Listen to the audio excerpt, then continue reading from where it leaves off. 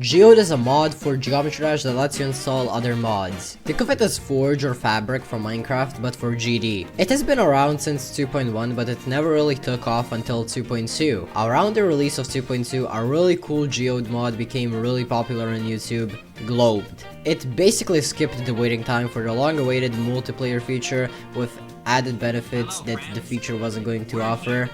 May I add, the multiplayer feature has not been added. Wrapped up 7 fucking years. But the Globed mod added benefits that the feature wasn't going to offer, like seeing other players in the same level with you and being able to collide with them. Globed is what made Geode and the Geometry Dash modding scene incredibly popular, and since then there's been hundreds of mods released by independent developers. Here are some of the coolest ones you should download. Real quick, I just want to say that I will not be mentioning some generic mods like click between frames, so anyway, let's get right into it. This is Mega Hack. I don't think it needs any introduction. Didn't you just say you weren't going to mention generic? Shut up. Let me finish first. Mega Hack is one of the most popular mod menus in Geometry Dash used by players. The only downside to it is that it costs money. Fortunately for poor Serbians like me struggling to make it with Sarma and Baklava. Okay, guess who the fuck wrote this part? Guess who the Geode's got 2 mod menus that do exactly what Mega Hack does, except you don't have to throw your lunch money for them. The first one is QOL mod. It has a very clean interface and icon customization features and is used by players such as Vortrox. On the other hand, you've got Eclipse. No, this isn't Mega Hack. Eclipse is a full-on recreation of the Mega Hack mod menu.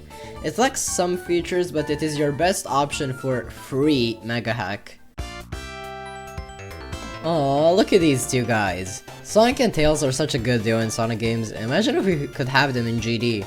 Well, close enough. Custom Game Mode Colors is a mod that, well, lets you use custom game mode colors. So now, with a little bit of imagination, you got your duo together. Okay, honorable mention, if you actually want Sonic in your game, the Sonic Robot mod actually does it pretty well. And you should probably subscribe. Thanks. I think that you probably have heard of Better Info and Better Edit by now, but how about some other editor mods? For starters, Awesome Modifier Icons changes the letter blocks to be more understandable and easier to understand. Or how about Unlisted Objects in Editor? They are pretty pointless but could be used in some unique ways. So, ever seen this keybinds page? It is kinda fucking pointless. Well, now you can change them with the custom keybinds mod, which is also what Donk uses as he plays with his dot key. Cleaner Menu is one of my favorite mods. It gets rid of all the stuff I don't give a shit about, like the map and verses. It also makes the game menu more organized, so I'm not forced to lay my eyes on this gray shit all the time.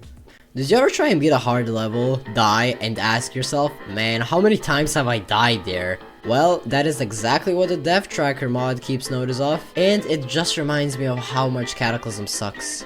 Another mod that might be useful is if you're ever in a good run and don't know if you got past your best, the Golden Best mod is there to help you, although this might just raise your nerves.